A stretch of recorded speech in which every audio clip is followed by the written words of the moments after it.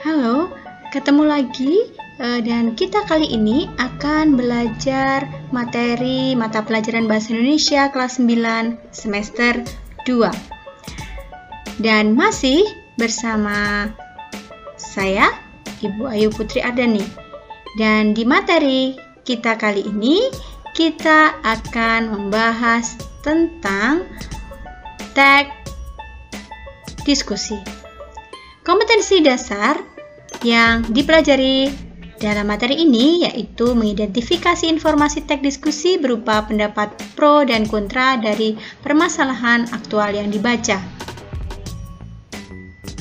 Dan mari kita lihat apa tujuan dari pembelajaran kita kali ini. Yang pertama, peserta didik diharapkan dapat memahami ciri-ciri teks diskusi dan dapat mengetahui informasi dalam teks diskusi berupa pendapat pro dan kontra. Sebelum kita mempelajari tentang ciri-ciri teks diskusi, kita cari tahu apa itu teks diskusi. Teks diskusi adalah sebuah wacana yang berupa tulisan yang membeberkan dua pendapat berbeda. Satu sisi pendapat yang mendukung dan di sisi lain pendapat kontra dan diakhiri dengan kesimpulan.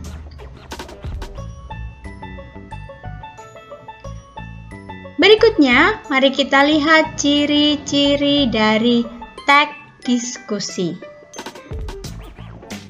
Teks diskusi terdiri atas isu, argumen mendukung, argumen menentang, dan simpulan. Teks diskusi memuat informasi yang cenderung bersifat informatif, argumentatif, dan menerapkan unsur kebahasaan. Bagaimana kita mengetahui informasi dalam teks diskusi? Dalam teks diskusi terdapat informasi yang pro dan kontra.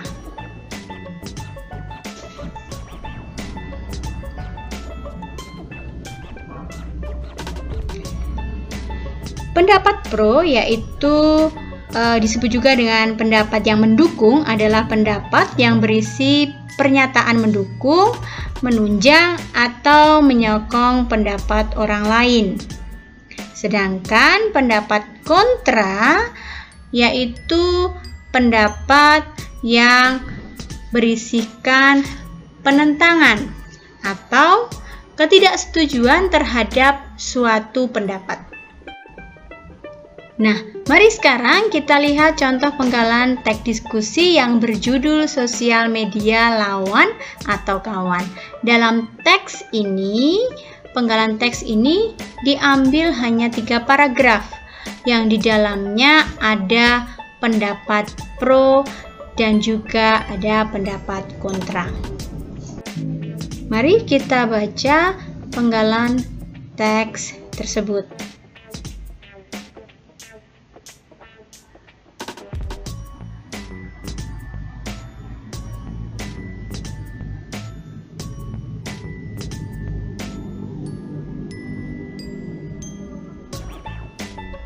Setelah kita mencermati dan kita membaca ketiga paragraf dalam penggalan teks diskusi tersebut, kita dapat menemukan beberapa pendapat yang kontra terhadap penggunaan media sosial. Dan juga selain itu kita menemukan ada pendapat yang pro terhadap penggunaan media sosial.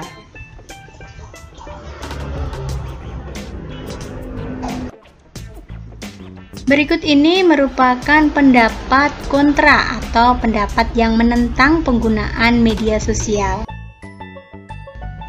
Di kalimat pertama dituliskan bahwa banyak contoh yang terjadi di masyarakat, penggunaan jejaring sosial yang mengarah ke hal-hal yang negatif. Dan pendapat kontra tersebut diperkuat dan diperjelas lagi dengan kalimat-kalimat penjelas berikutnya.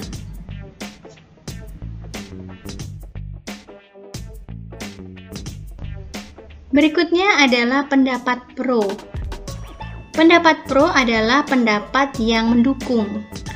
Dan dalam hal ini adalah mendukung terhadap penggunaan media sosial.